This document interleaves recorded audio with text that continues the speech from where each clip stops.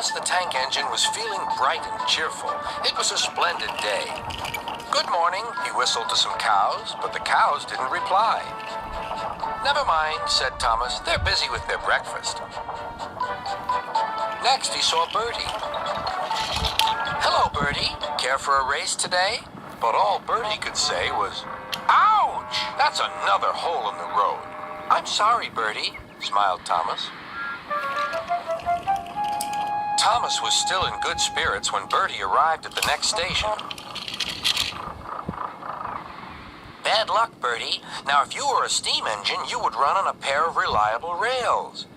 "Huh," replied Bertie. "The railway was supposed to deliver tar to mend the road 2 weeks ago. You can't trust a thing that runs on rails." "I run on rails. You can trust me, Bertie. I'll see if I can find out what's happened." And Thomas puffed away towards the big station.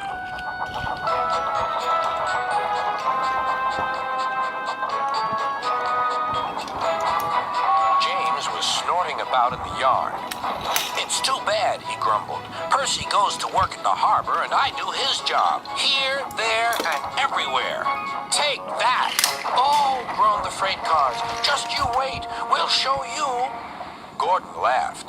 "I'll tell you what, James. If you pretended to be ill everywhere, you couldn't shunt freight cars here or go to the quarry there, could you?"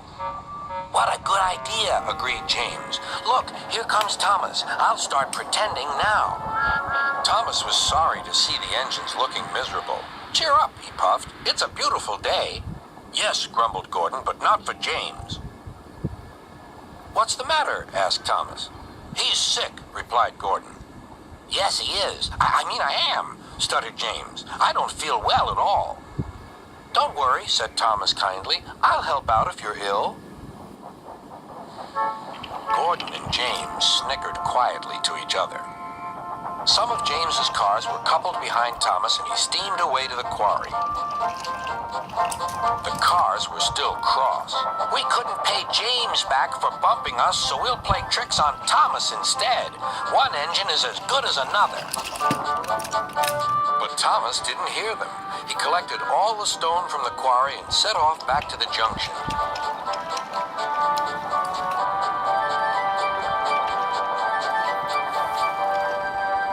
Danger lay ahead. "Now for our plan," giggled the cars. "Go faster, go faster." They pushed Thomas over the switches. "Slow down," called Thomas's driver and applied the brakes.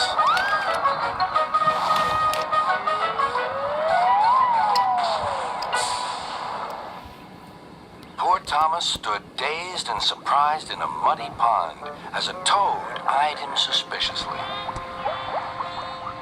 "Bust my buffers," muttered Thomas. "The day started so well, too." Duck pulled away the cars, and Edward helped Thomas back to the junction. Suddenly, Thomas remembered the missing tar.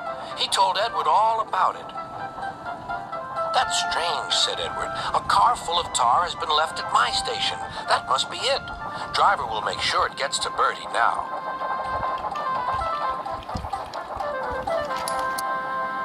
Later, James spoke to Thomas. "I'm sorry about your accident," he muttered, "and so is Gordon. We didn't mean to get you into trouble."